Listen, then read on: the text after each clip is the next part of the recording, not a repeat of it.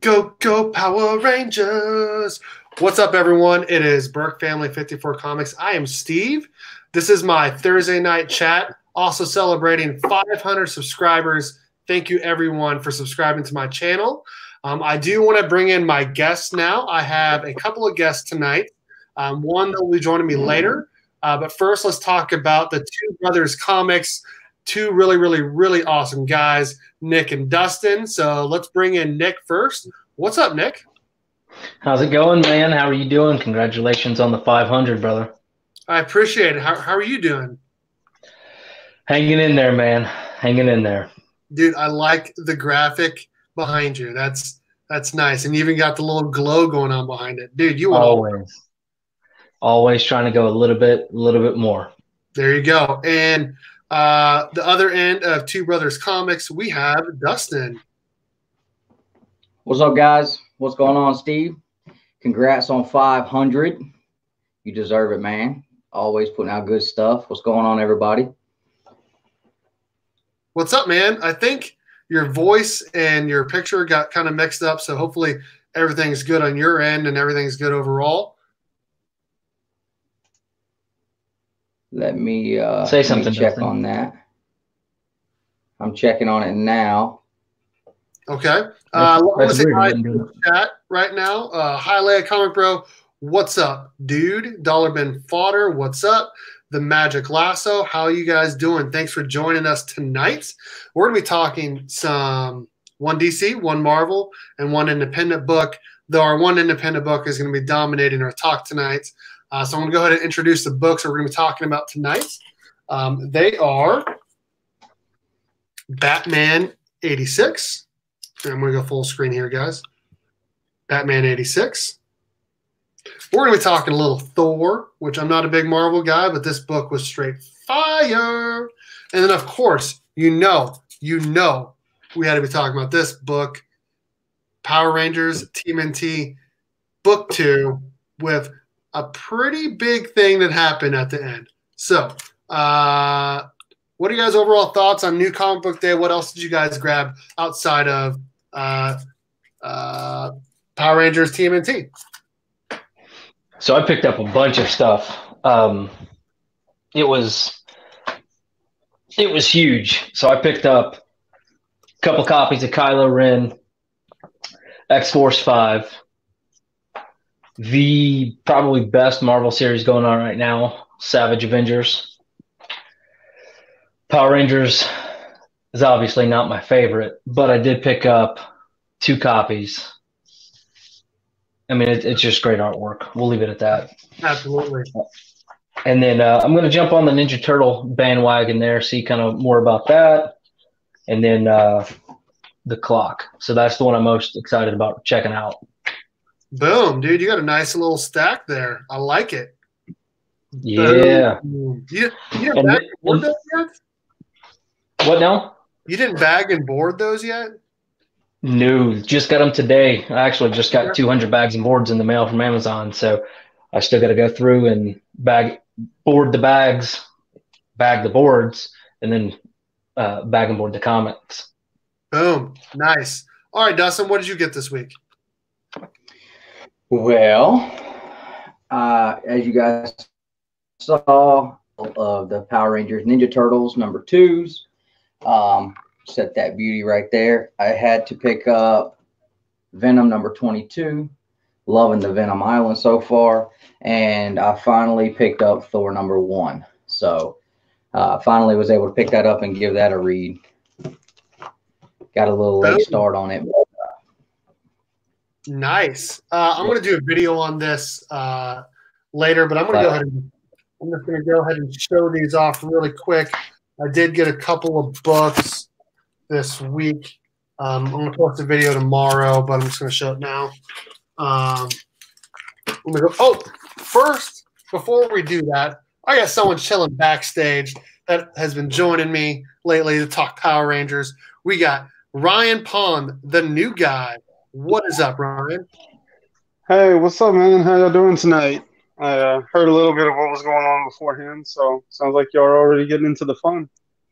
Absolutely. We were just talking about what books we grabbed this week. Do you want to talk about what books you grabbed. Do you have any with you, or do you just want to say what you grabbed? I just have the regular cover of the crossover. So Thor I have on digital, Batman I got on digital. So I did read those. I don't know. They were interesting. That was fun. Other than that, I got the last issue of Strange Skies over East Berlin. That's a Boom Studios book. I really like the first three, so I'm excited to finish that. And then Robotech Remix #4 I grabbed as well, so I'll be reading those over the weekend. Nice. So this is my panel for tonight. We got Two Brothers Comics, we got Dustin, we got Nick, and we got Ryan Pond.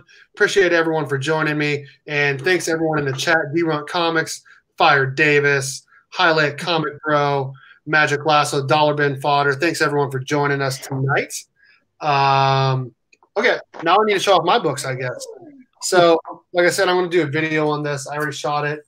I'm going to post it tomorrow about the books that I got, but I'll still show them off. I got Batman 86, this beautiful Matina variant with Deathstroke right there in the cover. Ooh, that's cool. That's gorgeous. And then we got, I'm going to go with this one next. We got, I was going to get the variants of this, but I got the same one that Nick got and the same one that Ryan got. Just regular cover of TMNT number 101. It's just nice, man. Like, you can for the variants, but this one's just beautiful. All 5 turtles on the cover. And I know there's a first appearance in here. So I'm excited to read this. I actually need to catch up. Mona Lisa. I'm on issue 21, so I got a little catching up to do. I still need to read 99 and 100, so I have a little bit of catching up to do as well. I also got, obviously, TMNT Power Rangers #2. I went with the Donatello holding the Yellow Ranger cover, the Yellow Ranger helmet cover as my regular book. And then they did have the one variant that I wanted, and I paid a little bit for it. It is the 1 of 25 Green Ranger variant being held by the leader, Leonardo. So those are the books that I got this week. I'm going to put this guy right up here. Dustin was doing this when I was showing off my Green Ranger. Yeah, that looks awesome, man. I'm glad you got that one. I know how close it is to you. Hillbilly Comics says he's just here for the ASM 129. I'll go Yeah, is that going to be the 500 giveaway? Yeah. I'll go in and show off the 500 subscriber giveaway. It is not this book, but again, thanks everyone for stepping me up and getting me to 500. Specifically Ryan, who helped tremendously by using some other emails and getting me there with some of his family members. Whatever it takes, man. That's funny. Let me grab this this giveaway real quick. Yeah. I know my camera's off. I got my gimbal died on me, so I'm replacing the tripod. No problem. I'm going to go full screen here again. Okay, so if you're not already entered, please do so. Maverick, what's up? Southern Comic Geek, what's up? I'm doing a giveaway for a mystery box where I'm giving away 10 comic books. One of them is a key, and that key is Tales of the Teen Titans 44, the first appearance of Jericho and Nightwing. You'll get this book along with that's awesome. This paper. I don't even know if it's paperback. This trade and 8 other mystery books. Now, if I get to 600 before the end of January, I'll do another box where it has another key book and another trade and 8 other books. Right now, I'm at 503. So if you've not already checked out my 500 subscriber giveaway video, please do so. You can comment on there. There's directions in the video and in the description of the video. You can either make a video for 3 entries or do, which Two Brothers Comics did, or you can comment for one entry. So that is how you enter my 500 subscriber giveaway. Southern Comic Geek says, do I need to send you my address now? I don't know. Maybe. I'm going to plug in my computer. It's about to die, so I don't want that to happen. Heck? Okay, there we go. Okay. Chris Barrett, what's up? Thanks for joining me tonight. So, Dollar Bin Fodder, GR number 4, 1 of 10, retailer incentive, CM number 12. Do you know, can you guys see this chat? Can you guys tell me what he's saying by this stuff right here? It looks like that's what he picked up on his pull list this week. Well, right. I just don't know what the GR for. Yeah, I don't know what the GR would be either. Fallen Angels, I see on there. I see TMNT 101, 1 of 10. Miss Marvel 11, cover A. Kylo Ren, the 1 of 50. Nice. Cover A. I didn't even know. Wow. Dude, this guy went out of the dollar bin to find some. Man. All right. You guys want to talk about anything else before? Oh, you want to talk about Thor first? We can talk about Thor. Oh, GR is Ghost Rider. Okay. Did you get your cards? What's up? Did everybody get their Thor cards? Thor cards? What do you mean? Oh, Your Thor trading cards. I have a package. I didn't even open them though. Where do you get those at? The register. Free giveaway. Like the Krakoa seeds. Oh no, I didn't know anything about that. He didn't offer it to me last week. Yeah. So my LCS just had them out and literally had a sign that said grab 1 or 10. I only grabbed 2 because I wasn't trying to be selfish. But neither one of them had Donny Cates in it. You didn't see anything about him posting saying how he thought it was really weird he was on a trading card? No. Oh, yeah, I heard about that. Yeah. I didn't hear about that. Oh, yeah. No. Just a little cheap. Dustin, what is this? Say it. I still don't know how to pronounce it right. Mjolnir. Is that right? It's Mir, Dustin. Yeah. You say something wrong one time in front of Nick, he's gonna hold it over your head. Yeah, I picked it up and I loved it. And this is actually the first book I've read in this new Donny Cates, his new world building he's doing with the Silver Surfer and Thor and with Guardians and all that. So, this is kind of my introduction to all that. And I enjoyed it a lot. I thought it was really, really cool. What about you, Ryan? I think you're in the same boat, aren't you? Yeah. I haven't read any of his previous works. I haven't read the Marvel Universe stuff. So I just know what I know from hearsay. And so, yeah, it was kind of an interesting trip. It was a good book. I enjoyed it. I did. Nick, did you read Thor at all or no? Absolutely. I actually was able to pick it up the Friday before the new comic book day. And I did a little Instagram post sitting there at PetSmart reading it, waiting on my dog. And man, it's phenomenal. For whatever reason, my LCS got their shipment in on Thursday. They posted a live video. I said, hey, throw Thor number 1 in my box. Showed up Friday and it was sitting there, man. It was Herald of Thunder is going to be fantastic. Dude, I really, really enjoyed it. I'm not a big Marvel guy. I did read Nick, did you read Silver Surfer Black at all? That I did. I got the Treasury Edition, the 4-pack, or the all 5 over here we're going to do for a giveaway at some point. Yeah.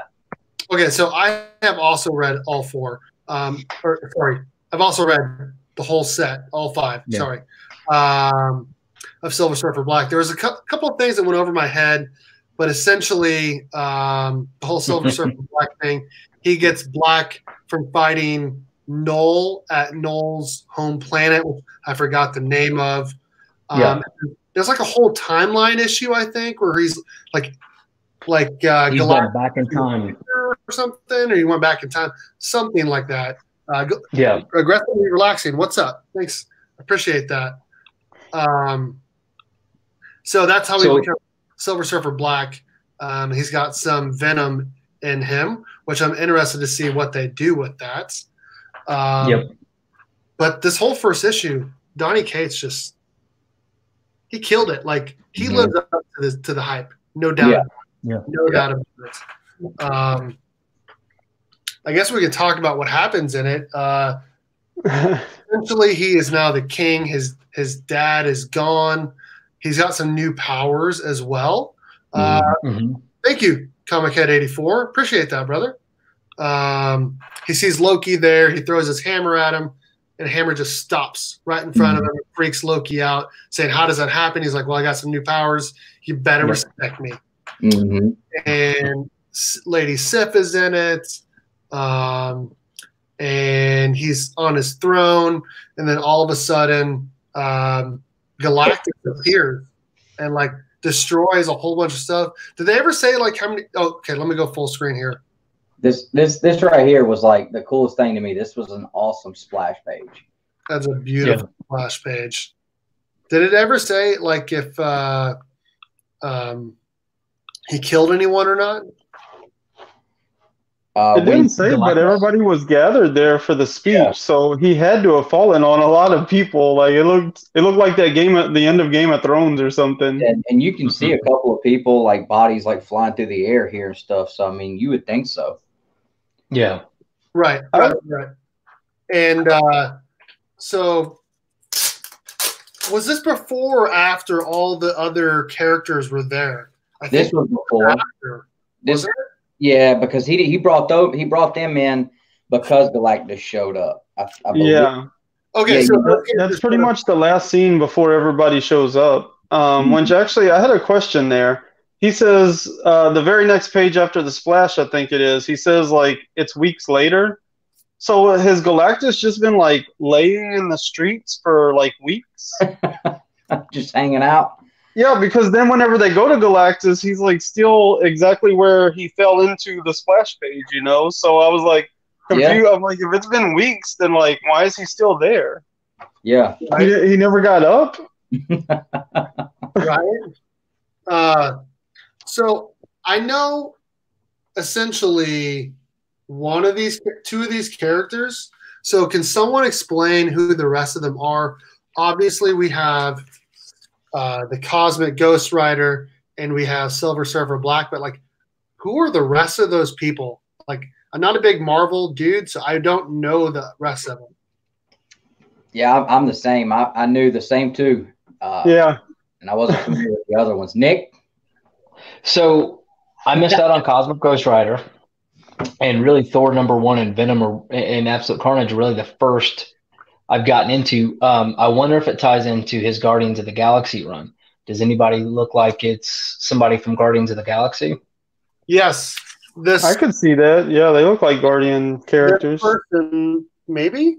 I don't know. It's possible. Because, he's doing this big world building, right? Between Silver Surfer Black and basically everything, right? And I think Guardians was really the other piece I was missing out on.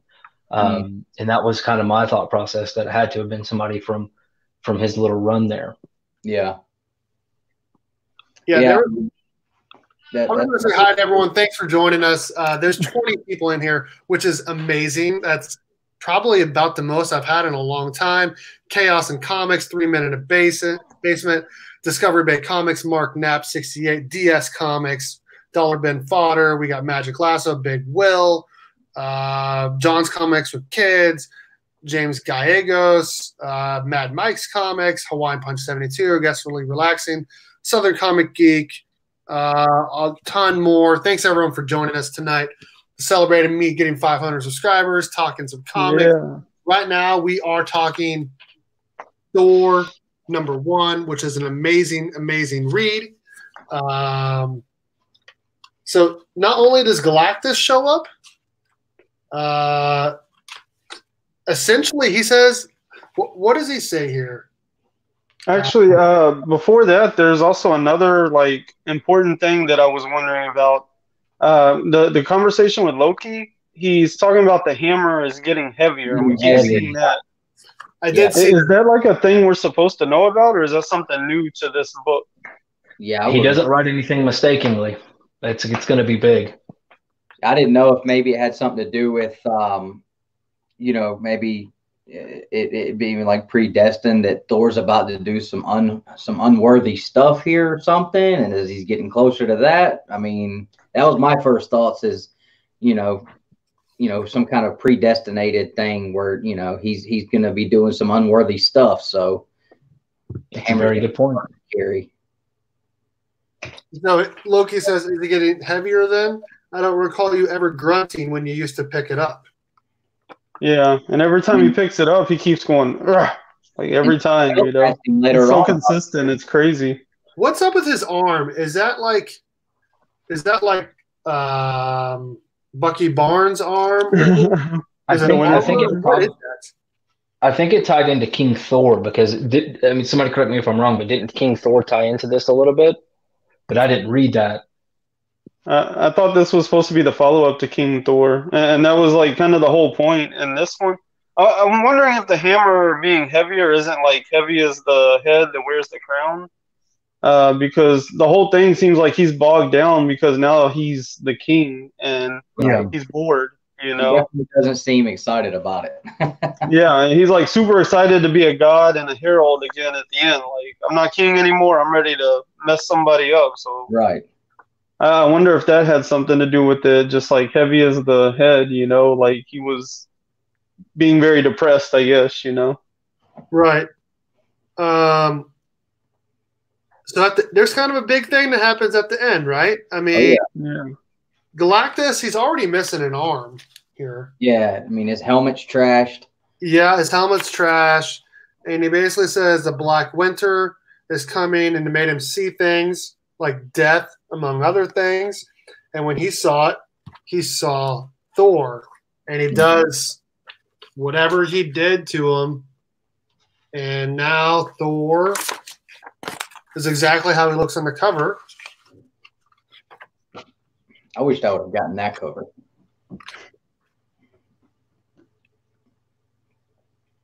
That hair is wild. Hair of thunder. I was gonna say it looks so like 80s, like everything else they're doing with them now.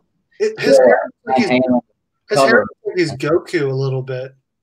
Hey, Goku. And then there's this really cool, did you guys read this thing by Donny Cates? Yeah. I thought it was really good. Him talking about why he always wanted to write Thor and about how writing comic books is different than reading comic books. Yeah. I thought that was a really, really interesting thing that he said. I enjoyed it. I like when writers let us into their life and like how they write stuff. You know what I mean? Mm-hmm. Yeah, it was a good letter. The Comicsology digital version has like 129 pages. What? Yeah, it's called Thor Director's Cut, and it's 129 pages. It's got like the full cover gallery. It has the whole script written by Donny Cates in it. It's got like all kinds of concept art and stuff. It's a pretty dense read, but I read the script. It was really cool. Chaos in Comics, which is really awesome, dude. He has this to say: all your questions answered. Those characters are heralds of Galactus, basically his scouts to choose planets to eat. The heavy hammer thing is new and does not tie in to King Thor. John says War of the Realms is more of a lead-in than anything. King Thor is in the future, I think. Okay. So, okay, that makes kind of like the end of it all. Go ahead. So, I give this book about a 9 out of 10. I loved the beginning of it. You just see Thor's hammer ripping through all these realms, all the way to Earth, straight through that monster's head. And Tony Stark straight out front. Nice throw. The first 6 pages are absolutely gold. I mean, that was absolutely my favorite part. You know, any Stark comedy that they can throw in there. I love it. Yeah. And what does Iron Man put on it? It says, "Nice shot. Enjoy your retirement." Yeah. And then at the end, it fades away. Yeah. Because Thor is back. He gets the hammer back, and he's. Do you think my father could have made that throw? Trying to props. He's just so bored. He wants something to be proud of or something. That was a pretty sick throw. Pretty sick. Okay, anyone got anything else I want to say on Thor? Talk about his new look. Like, what does he turn into? Does anyone know? Or is that Not yet. It's just kind of left up to interpretation? We'll find out in issue 2, I'm sure. Because this is what he looks like now. Yeah. Yep. With Dustin, you didn't get that cover? I only picked up. This is the only one I grabbed. This was the only one they had that didn't get put in someone's box already. So my shop didn't get until literally yesterday. So they didn't get them delivered on time. I got 2 each of them. I'll sell them to you. About $15-20 a piece. What do you think? Boom. Sounds fair. Gas, time, shipping, it all ties in, right? There you go. Anything anyone else wants to say on this book before we move on? No, man. For somebody who's never really, I don't really read much Marvel stuff. I think the last time I read current Marvel was Deadpool and Spider-Man. So it's been a while, and I thought it was a really good read. It was clearly stuff that you would enjoy more, but for me, I wasn't like totally lost. You know, I really didn't have that many questions other than the 3-week thing or whatever. So Cosmic Thor. Chaos in Comics says he's turning into the new Herald of Galactus. And he gets the new power cosmic power. Interesting. So he's the Herald of Thunder, the Herald of Galactus, but the Herald of Thunder, and he's essentially Cosmic Thor now. Okay. Dude, if that's true, that's freaking sweet. Yeah.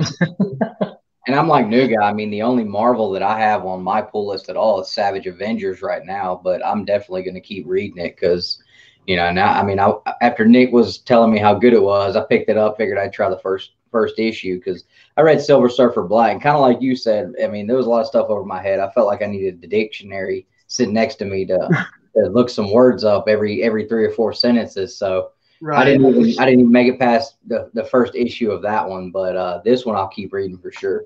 So isn't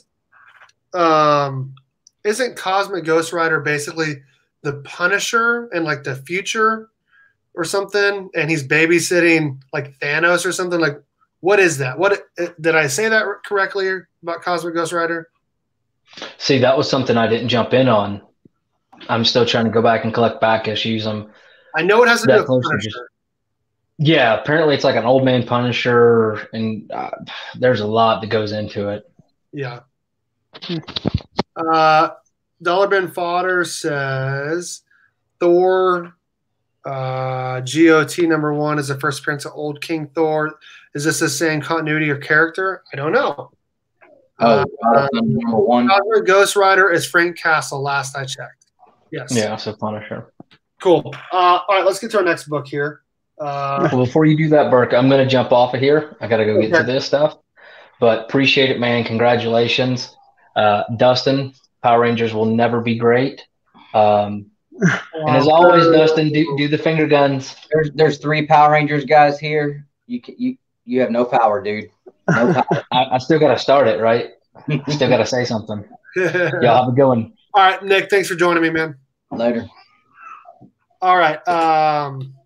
Next book, we won't talk very much about this. It's Batman 86. It is the first book in the new writer, James Tynion or Tynion, however you want to say it, drawn by Tony Daniel. Metaphorical. What's up? So basically it's dealing with him after the whole City of Bane storyline and how Alfred is dead because Tom King decided to kill him because Tom King is never mind. We do know that the Joker is a big thing in this book. He's giving people some new venom that's you only need one of it to kill people, but it's kind of like it's 60 times as bad. We got some new assassins or villains in here. We got Catwoman looking kind of nice. She's at a party. He's fighting Slade Wilson. Okay. But, I mean, outside of that, nothing really happens in it. I mean, outside of, I guess there's a new thing called a Bat Climber. First appearance of the Bat Climber, I guess. Night Climber. Night Climber. Is it the Night Climber? Yeah. It was almost Nightcrawler, but they went with Climber. Yeah, and it looks like. I thought this book was really boring. The only good thing in it was the fight with Slade, if you ask me. Right. I heard that they seem to be moving Lucius Fox kind of into the position of where Alfred is not there anymore. Did you read this book? I haven't read it yet. Okay, it's funny. That is like insanely ironic and funny that you said that because it's like dead on. Yeah. So Bruce says to him, Alfred, send a priority signal to GCPD. Tell them to prepare 5 cells in a black book. And Lucius Fox says, I'm sorry, Bruce. I'm not Alfred. No. Well, I mean, I guess that's good. I mean, because DC's real good with killing people off and bringing them back and killing them off, bringing them back. Maybe they're, if you're going to kill him off, I mean, move on with it and keep him off for a while. So, I mean, I guess this is, a good transition to continue the storyline. I dropped this out of my pull list about halfway through City of Bane whenever I got sick of just watching Catwoman and Bruce Wayne laying on the beach making out for 2 or 3 pages. Yeah, I mean, I do think Cast Comics says I liked that as a first issue for a new writer. I thought it was okay. I didn't think it was great. I wanted more, but I do think he's setting something. He's setting a lot of stuff up, obviously. I did think it's a ton of setup, but I don't. To me, like the best thing in the book was Lucius Fox. To me, his voice is Morgan Freeman, and Tynion totally captured that. Like he nailed the Lucius Fox from Morgan Freeman. Other than that, the book was like a lot of boring stuff, if you ask me. Yeah, I'm sure it's setting up something because it's a 5-part ish series, right? So. Is that what here? Is it 5 parts? Or maybe I'm thinking of something else. Let me see here. Hold on. Yeah, I mean, I kind of expected more. It just says part 1. So. Yeah. I do like Tony Daniel's drawing. I think it's really good. Oh, yeah, that splash right there was great. My only issue with the artwork was he totally killed Slade, right? Like, there's a batarang sticking out of his eye patch. Like, that would have got him in the brain, right? You talking about right here? Yeah, and all those arrows through his lungs, like he has to be dead, right? I mean, you cannot kill Slade Wilson. Did you know that? He's Deadpool of the DC universe. So yeah, you can't really kill him. So that seems to be a thing with comic book characters; they like to come back. So. Well, yeah, but that's one of his powers. Like he's literally indestructible. So. Does he hate Wolverine too? Wolverine too. But yeah, I honestly didn't even catch that batarang in his eye. So I'm glad Ryan did. I like that. I thought it was weird. I was like, that's kind of strange. If you look at Batman's eye, I mean, part of his mask is missing. So I mean, Deathstroke gave him a hell of a fight for sure. Oh, and minor pet peeve for me, I really hate when writers know the material they're writing, but they put in foul language and like censor it. I don't know. For me, you know what you're writing, so like just don't put the word there. It seems, unless it's like Deadpool or something where it's like part of the joke is the censorship. Yeah. But like with Batman, I'm like, just don't write anything there. Like I don't know. It's just weird to me. It's a little pet peeve. John's Comics for Kids says, I agree, Ryan. Definitely more letdown. Tony Daniel draws Batman perfectly, but cannot draw Selena Kyle. Those Catwoman drawings sucked. I agree with everything you said except for the Catwoman drawings. I thought she looked beautiful in all of the drawings. I thought the whole thing was drawn nice. Outside of like when they're in like that, like I don't even know what it is. It's like a whole bunch of people are there. It's like a big ballroom. That dude's face like looks super weird. But outside of that, I thought everything else looked really good. Yeah. I guess like kind of get nitpicky and like comic book logic, I guess. But like one, the guy's not in the book until he's needed to be there. Like if you look at the party leading up to the panels where the weird guy is, he's not even there. So you as a reader didn't really have a fair chance to catch him in the first place, you know? So I thought that was kind of weird. And then when she's like, "Oh, I can hear the rain on your cowl, so I know you're in this very specific spot," and I'm like, "That's comic book logic." Right. Like he could be anywhere with rain, you know? Like it's so weird, but yeah. Anyway, that was just like my little weird nitpicky things about it. So Aaron said Catwoman is hot. And Comics says, I thought Catwoman's drawings looked good to me. John did agree with me that the ballroom art is pretty bad. Overall, though, I think it was really good. I like the way he was drawn. He drew Deathstroke. This is pretty good. Yeah. So. Yeah, I like the Sherlock Holmesy, like breaking down everything that's going on stuff he was doing in that Slade moment. That was really cool. Yeah, I like that too. That was the one thing that I liked the most about that book. I'd probably give it a 6 out of 10. One thing the best thing I liked about that book was the fact that it wasn't written by Tom King. Like it didn't feel like I was just talking to him. You know what I mean? Like all of Tom King's writing just felt like it was just him talking for every character. And this book actually felt like you said, when I was reading it, Lucius Fox talking, I was thinking Morgan Freeman from The Dark Knight Rises. You know, the whole time I'm like, they all had a personality. Yeah, that's exactly what I was thinking the whole time. And I can't really put like a name or person on Catwoman, but but overall, I thought it was better. It wasn't great, but better. So, yeah.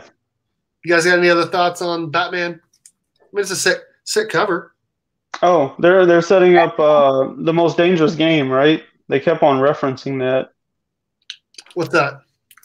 On the regular cover, it says something about, what is it, like Batman's most dangerous something or whatever. And then, is it Cheshire? She was talking about the most dangerous game and stuff. I felt like that's kind of what they're setting up, is like a Craven's Last Hunt or, you know, most dangerous game, something like that. Dude, I heard that there was I don't read Chaos and Comics, but I like that you have an opinion on this, and I appreciate you watching. Okay, let me see if I can find that, because I don't remember that at all, dude. Like you noticed way more stuff than I did. Now, I did read this in like 3 sittings because I tried to read it at work during lunch. Let's see here. Yeah, in the bar, Cheshire mentions most dangerous game. And on the front cover, if I can pull it up. Reenact my scenes from the most dangerous game. Interesting. Yeah, the front of the book says, starting now, The Dark Knight's most dangerous story yet. Huh.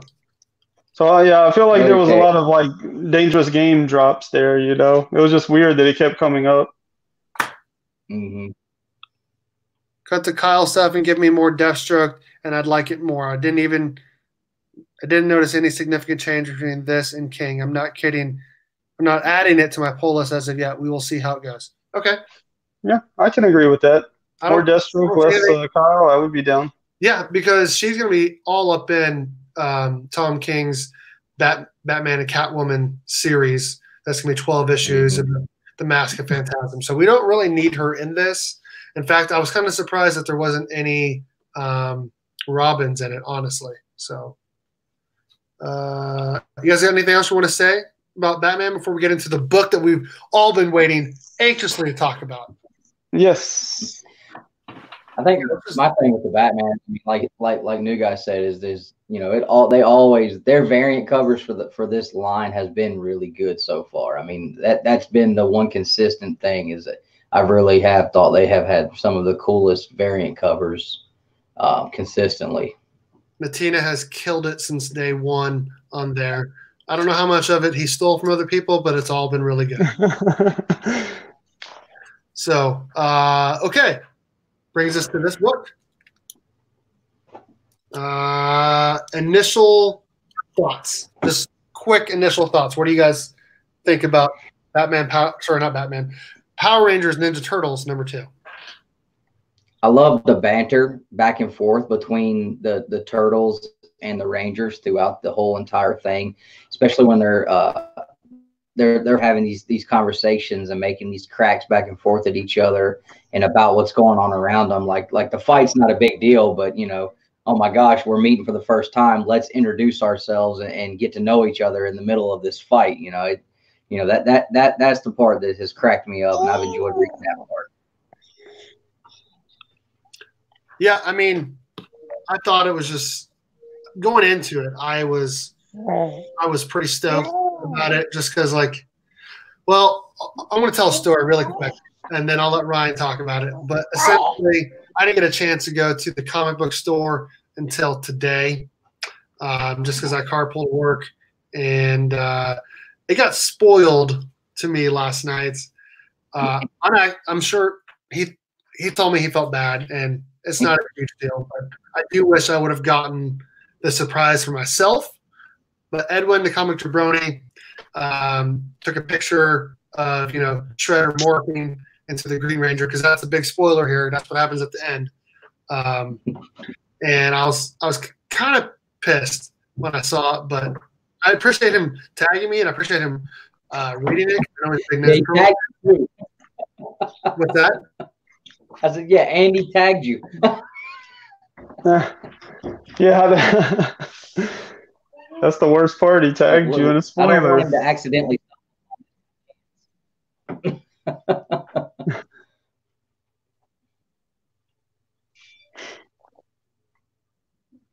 Yeah. So I don't know. I felt a lot of the same, I think, as you guys. This was really the issue I was waiting for. I think I had talked with Steve a little bit before the first issue even came out. And one thing I was excited for was like all the pairings and team ups and banter and characters and conversation, So for me, this is really the issue I was waiting for, because we didn't get much of that in the first one. And they nailed it. Like Billy and Donnie, that was awesome. Seeing how in unison Jason and Leo are, that was really cool.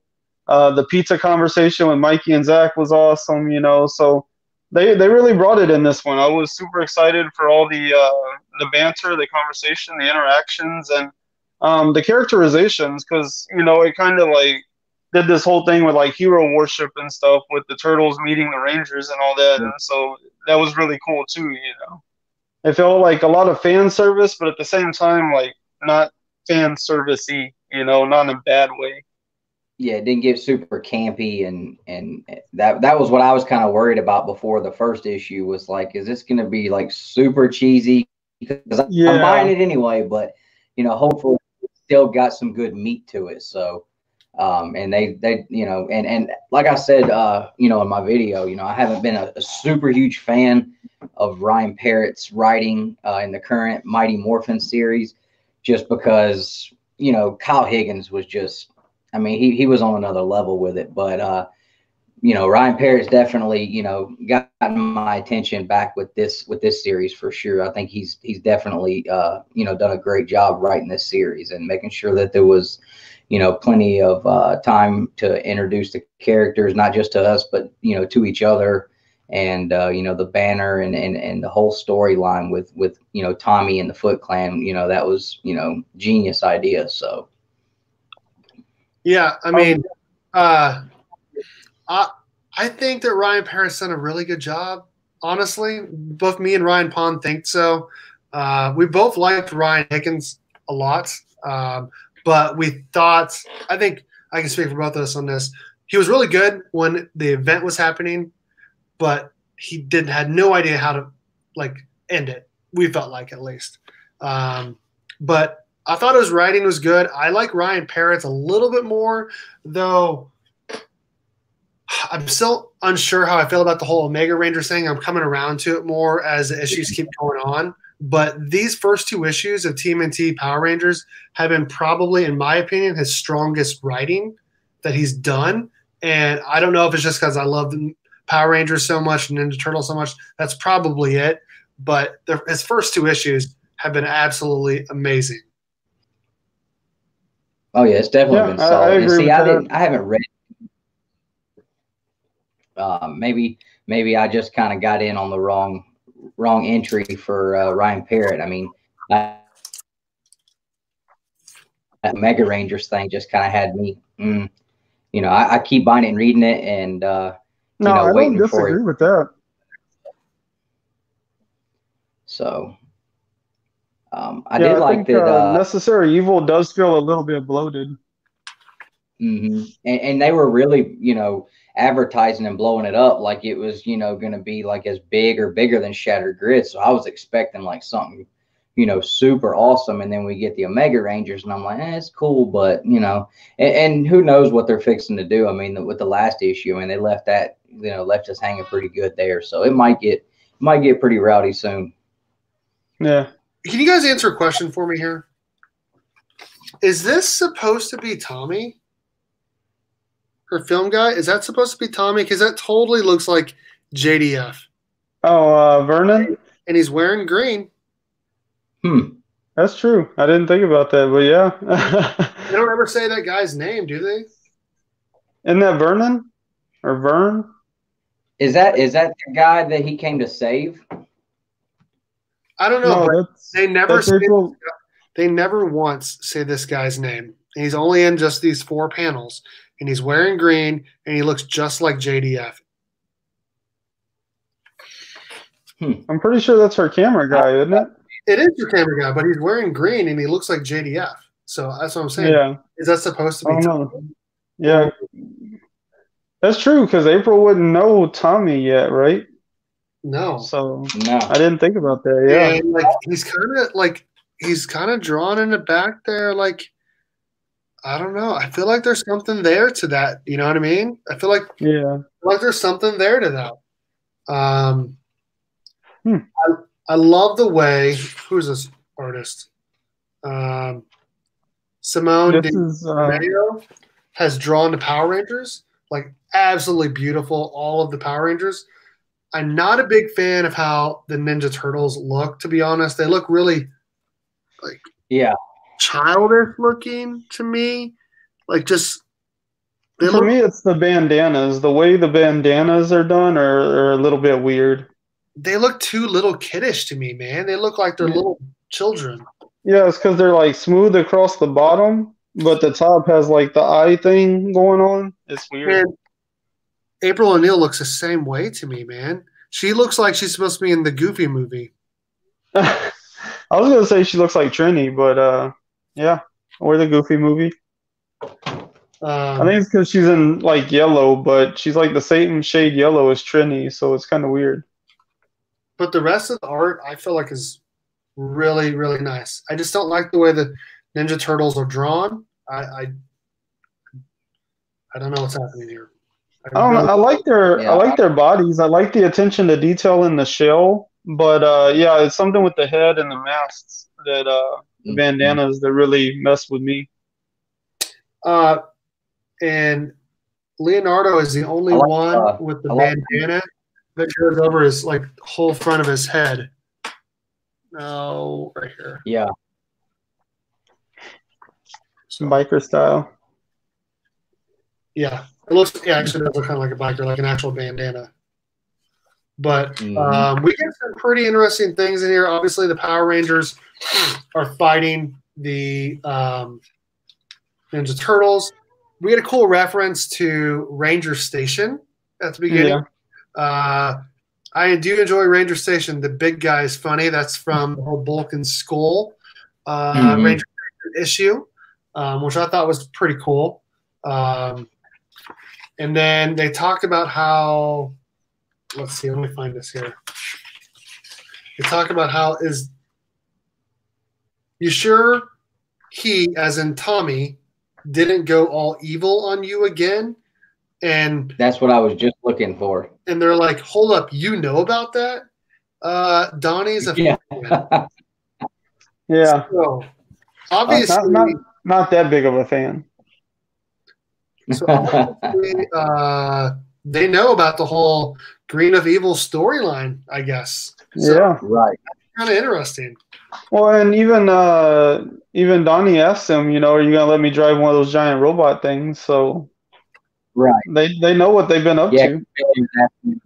To, you know, saying he could use his help with the Megazords, and yeah, so yeah, and they made reference in the first issue that, you know, the turtles know who the Rangers are, the Rangers don't know who the turtles are. So I was about to say the same thing though. That was really cool when they made the reference to the Green with Envy storyline.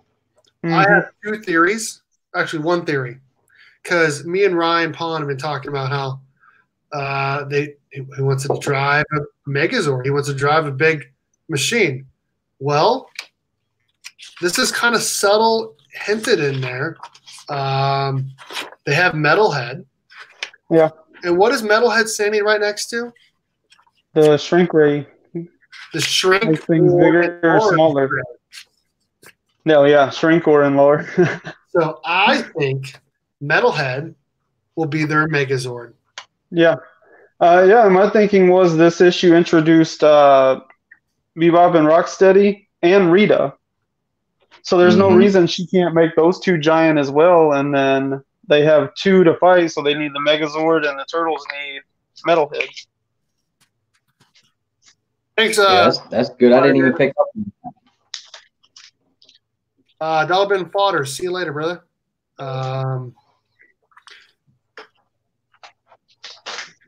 Sorry, I was looking. Yeah, I thought that was really cool when they introduced Bebop and Rocksteady. That was neat, and that's a good point though. I mean, I could definitely see that happening with Rita, you know, turning them into her, you know, her grown, blown up monsters, and that be what, you know, they have to fight. And the whole thing with Metalhead, I didn't even pick up on that whenever he was showing Billy, you know, I've got one of these.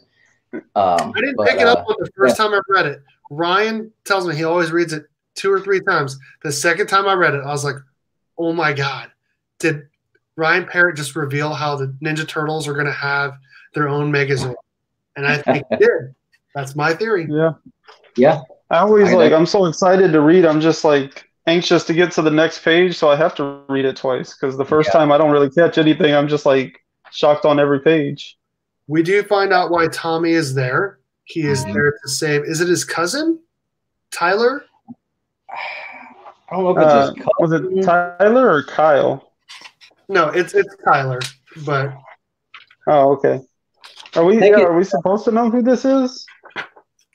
No, I don't think so.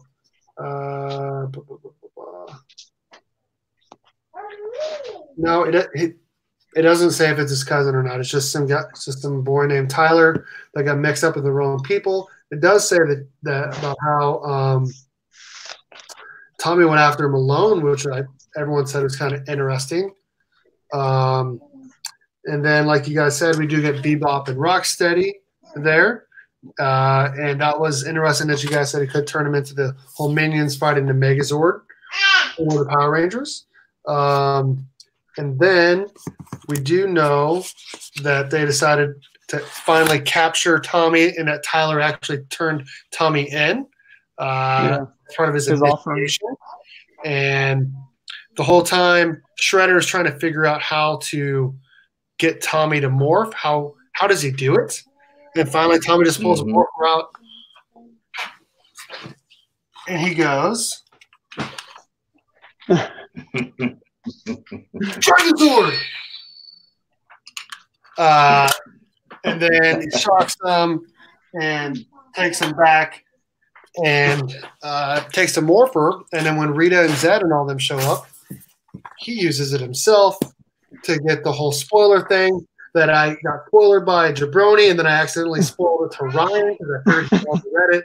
I was trying to explain to him that I got spoiled, that I didn't have spoiling it to Ryan. So that's kind of messed up by me. But yeah, so Shredder, we had the first appearance of the Green Ranger. At least for me, I knew I was going to flip the page and see him morphed, but I had no clue. You had the whole image ruined for you. Oh, yeah, I saw the whole image. So you saw it after that then. You read it first and then you saw his post? Yeah, but you had told me already by the time that I got around to reading it. Right. But I didn't know what it looked like. So I knew I was about to turn the page and it was going to be continued with him morphed, but I didn't know what it actually looked like at that point. Right. Yeah. Right. Another thing I thought was super cool was the fact that if we go back to closer to the beginning, the Rangers actually, they show themselves, to the Turtles. They identify themselves. They take the helmets off and introduce themselves by name. So I thought that was really cool. That they were, at this point, they went from fighting these guys thinking they're Rita's monsters to realize, and we can, show ourselves to you. Picked up on, and it goes back to talking about Tommy and Tyler. That's what we said his name, Tyler. Yep. It kind of seemed to me like Shredder knew the whole time. Well, he did. Shredder knew the whole time that Tommy wasn't really there for that, because he sent Tyler, to bring Tommy in for this whole reason here. So I thought that was really cool. A twist, because in the beginning when I first started reading issue 1, I was thinking the same thing that they said in here. Maybe Tommy's going evil again, which I would have loved. But it turns out it was just all a big setup just to get Tommy there. So that was a pretty cool twist, I thought. I thought it was too. Because the first issue, you're like, what? Tommy is a Foot Clan? Is he bad again? What is happening? And then turns out it was all a just to get him there and to steal his power, which me and Ryan said last time. We do think the Shredder is after some sort of Power Ranger power. I did not think it was going to be the Green Ranger power, but it obviously totally makes sense. Yeah. So what did y'all think of the design on that? I thought the design was fine. I thought it was cool. I like it. It's not as thin and wiry as the current Mighty Morphin design, so I definitely like that. The helmet looks a little too much, like over-designed, but I really like the gauntlets and the blades that come off of there. That looks great. I like how buff he still looks. He still looks. Oh, yeah, that too, yeah. He definitely looked like a big force, for sure. Yeah, kind of like Zed. Whenever they bring in Zed, man, he like takes up the panel, He just has that sense of presence. Nick, I do not think so, because that was like a whole different universe, different writer. So I think they're done with the whole Batman TMNT thing. So I think they did 3 volumes of it. I think they're done. We've been on for almost an hour now. So you're gonna do with Tommy. He has no morpher. What's that? I was like, so what do y'all think is gonna happen with Tommy now? Shredder has the morpher and the power coin and all that. So I mean, does that give Shredder the power? Obviously he's in control of the Dragon Zord, so that's an issue. So do you think maybe they bring the white light in and he takes the White Ranger power at this point, or maybe they don't? No. I don't know. I was thinking about this today because it feels like Ryan Parrott does this every time. He just kind of like sidelines Tommy pretty quick out the gates, you know?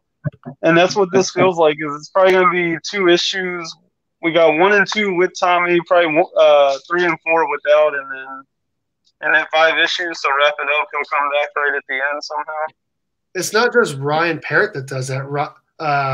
Ryan Higgins did the exact same thing in Shattered Grid. Wow, Higgins killed him.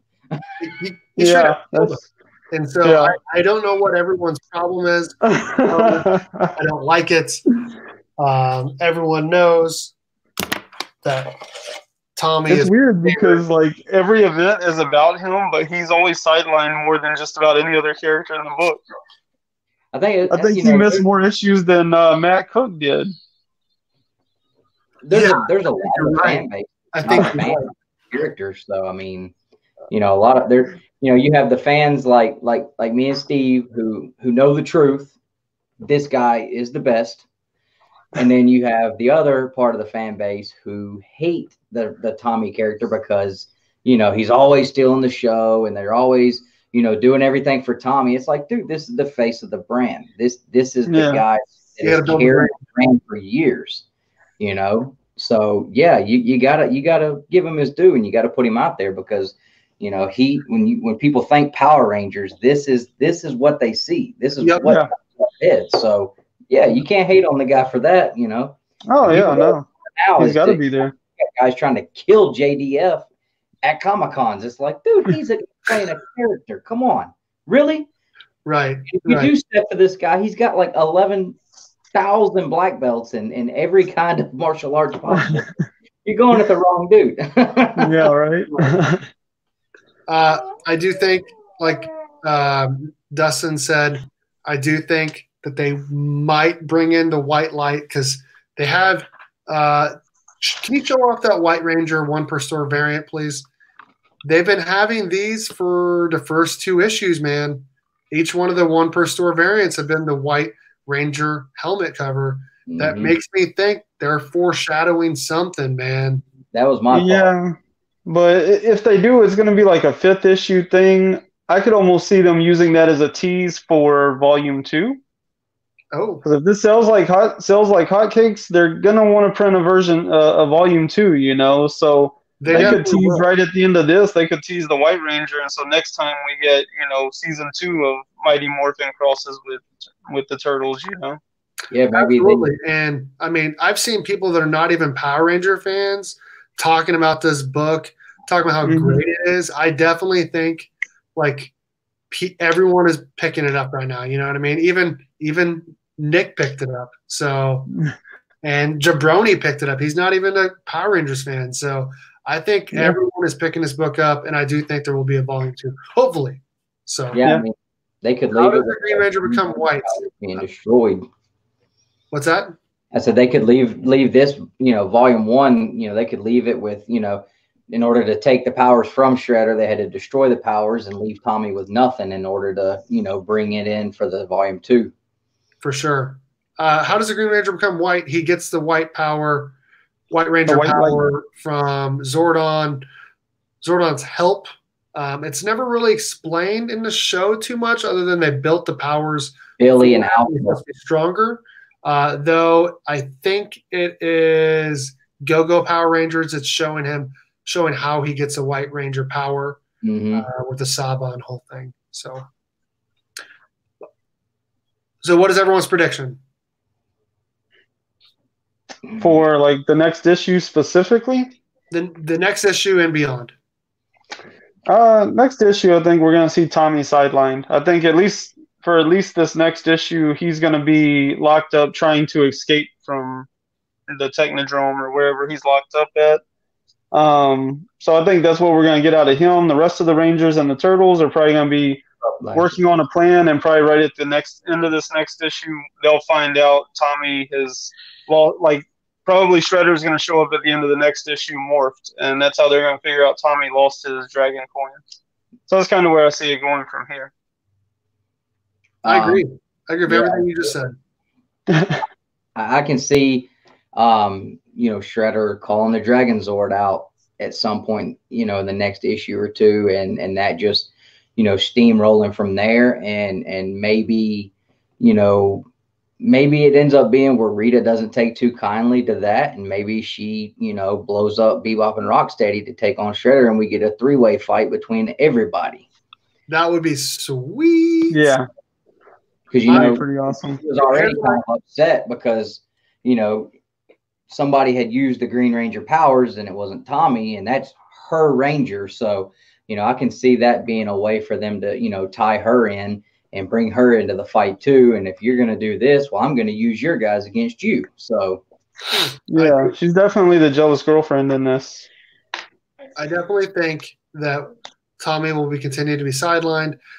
At some point, this next issue, the Power Rangers will find out that he's no longer the Green Ranger. It's now the Green Ranger Shredder. I think it's either issue 4 or issue 5. I think the Ninja Turtles are going to save the day with the metal head, and possibly win back the Green Ranger's powers, but maybe possibly the White Ranger will show up. I don't know. We'll see. I cannot wait to see what happens, for sure. Yeah. I'm excited to see what happens. Because I saw people. Dude, I so want that. I so want it to happen. I mean, I don't see that happening. How they can fit their heads in a helmet? It's possible. I mean, yeah, I don't know that.